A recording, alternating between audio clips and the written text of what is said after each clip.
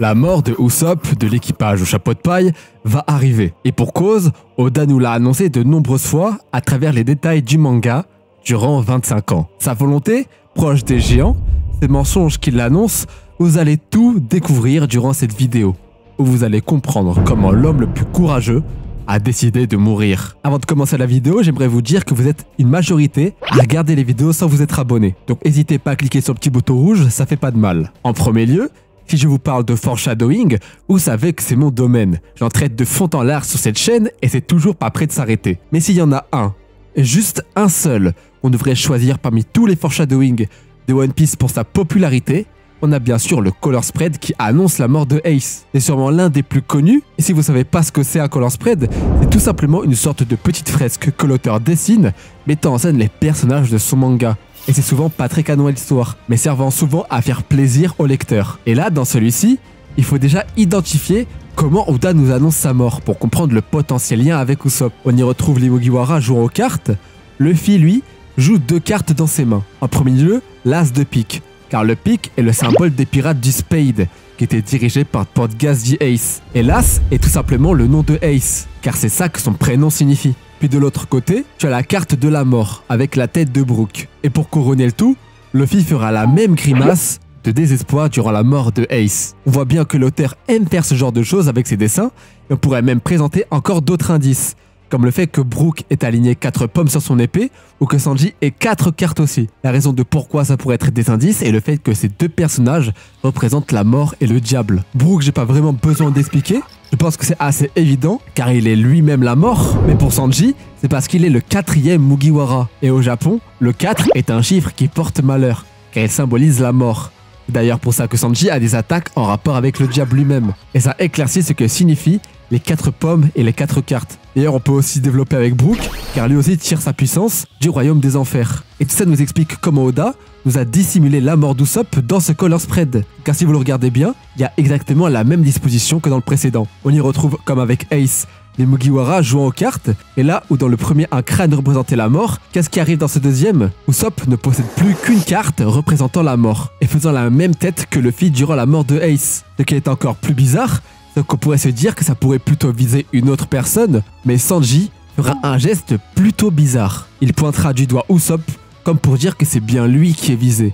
Et je vous ai démontré juste avant que Sanji était lié à la mort et au diable lui-même. On pourrait même continuer à faire attention aux détails avec les pommes, qui sont encore au nombre de 4 entre Usopp et Sanji. Mais tout ça est assez superficiel. Même s'il y a des éléments qui peuvent indiquer la mort d'Usopp, au final, je ne fais qu'interpréter des potentielles preuves pour que ça aille dans le sens de la vidéo. Et on va pas se mentir, il y a peu de chances qu'au final, tout ça soit vrai, même si ça reste potentiellement possible. Mais la question que tout ça implique, c'est est-ce qu'il y a des éléments concrets de la mort d'Usopp ou qui seraient de gros indicateurs dans le manga ou dans l'anime? Déjà, il faut savoir que le concept de la mort est extrêmement lié à son personnage, et ça de plusieurs manières. On a par exemple cette page où Usopp décrit sa mort idéale.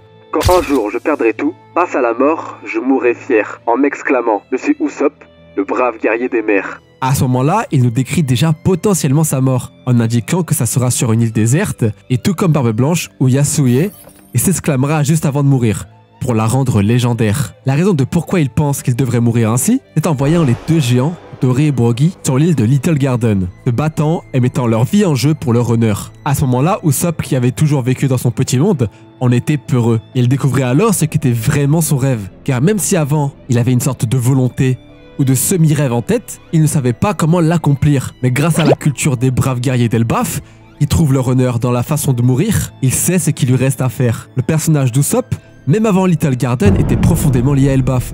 Par exemple, Usopp, si vous ne le saviez pas, est un mélange du mot Uso en japonais, qui veut dire mensonge, et Aesop, qui est l'auteur des fables d'Ésope, avec le garçon qui crie au loup. Et Elbaf est justement le mot fable à l'envers, pour les fables d'Ésope. Donc en plus d'annoncer sa mort, et la façon dont il va mourir, ça annonce sûrement l'arc dans lequel il va mourir. Ou alors en compagnie de qui? Car ce qu'il proclamera, c'est à l'arc Little Garden, qui est l'arc où la race des géants sont introduits, avec bien sûr Elbaf. Ce qui pourrait indiquer que ces jours prendront fin dans ce pays. Et avec le personnage récemment introduit de Loki, ça pourrait n'annoncer rien de bon pour les Mugiwara. Ou alors, ça pourrait potentiellement indiquer qu'il mourra dans un contexte en rapport avec les géants comme la bataille finale face au gouvernement mondial qui est lié aux géants d'Elbaf. Car c'est un peu un équivalent du Ragnarok. Et dans ce contexte-là, Usopp perdrait la vie. Il y a aussi une toute autre dimension du personnage qui, on va pas se mentir, a été observée de fond en comble, mais qui n'a pas encore révélé tous ses secrets. C'est le fait que ces mensonges se réalisent. Je ne vais pas tous les citer, car tout a déjà été dit. Mais on a le poisson géant qui fait des excréments aussi gros que des îles. On a aussi les cerbères, ou même Zoro qui fait des flammes avec ses sabres. Et sûrement le mensonge qui s'est réalisé le plus récemment avec la bataille d'Onigashima, où Zoro reproduira le style à l'épée de Kinemon. Mais jusqu'à preuve du contraire, il y a aussi des mensonges qui ne se réalisent pas, comme le fait qu'il dit parfois au début qu'il est le chef des Mugiwara, ce qui est un mensonge, et qui sera toujours faux, et il ne pourra jamais être leur chef. Après, on a aussi le fait qu'ils disent qu'il est le capitaine, sans préciser ce qui pourrait impliquer qu'il devienne le chef, dans un potentiel futur proche. Ça pourrait indiquer qu'il dirigerait les géants lors de la bataille finale, donc qu'il serait leur chef. Mais pourquoi je vous dis tout ça? Eh bien car même si ce que je vais vous montrer est un mensonge d'Usopp, ça pourrait très bien ne jamais se réaliser. Lors de la discussion de Luffy avec Rayleigh sur l'archipel des Sabaody, toutes sortes de questions lui seront posées. Mais Usopp, dans son impatience, va demander à Rayleigh si le One Piece existe réellement. Car oui, il serait bien, après autant d'épreuves, de savoir si ça vaut le coup de risquer autant sa vie. Mais Luffy s'énervera, et elle lui fera la morale. Et Usopp mentira en disant « Je suis désolé, ma bouche est ouverte toute seule. Je ne veux rien entendre car je souffre de la maladie du... Je meurs si j'apprends quelque chose sur le One Piece. » Et là, tout devient beaucoup plus clair. On a Usopp qui, dans son écriture, est présenté comme étant lié au géant. Puis on a son développement avec Elbaf et son rêve qui vont aussi participer à tout ça. Et même avant tout ça, on a aussi un color spread plus que troublant ressemblant à l'annonce de la mort de Ace. Et là, au final, on se retrouve avec un mensonge de sa part annonçant que si un jour il apprenait quelque chose sur le One Piece, il mourrait. On comprend alors que dans le cas où, comme la majorité de ses personnages, ça se réaliserait, il mourrait durant la bataille pour le One Piece ou un peu après. Et au final, pour moi, on a bien l'ensemble des preuves disponibles qui sont présentes dans cette vidéo. Mais je connais les fans. Une question subsiste sûrement chez beaucoup d'entre nous. Et c'est est-ce que Oda tuera un Mugiwara? Et même allons encore plus loin que cette réflexion.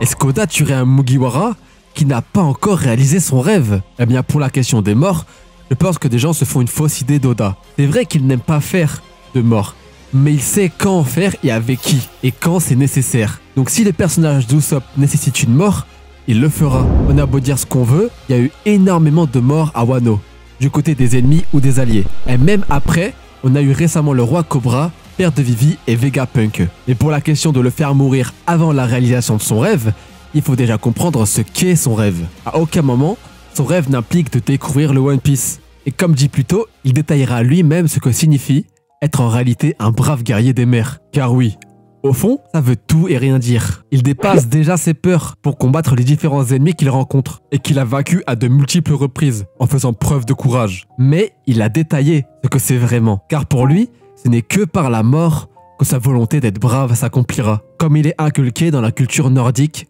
des géants d'Elbaf. Au final, on se retrouve avec un personnage qui a commencé en étant le plus faible. Il avait peur de tout et mentait à longueur de journée pour tenter de calquer ses rêves de grandeur sur sa réalité. Mais en prenant son courage à deux mains, pour prendre la mer, il découvrit ce qu'il voulait vraiment être, le plus valeureux des guerriers. Merci à tous d'avoir suivi cette vidéo, j'espère qu'elle vous aura plu. N'hésitez pas à la liker, commenter et partager cette vidéo à vos potes qui veulent en savoir plus sur One Piece. D'ici la prochaine vidéo, portez-vous bien. C'était Scanor, au revoir.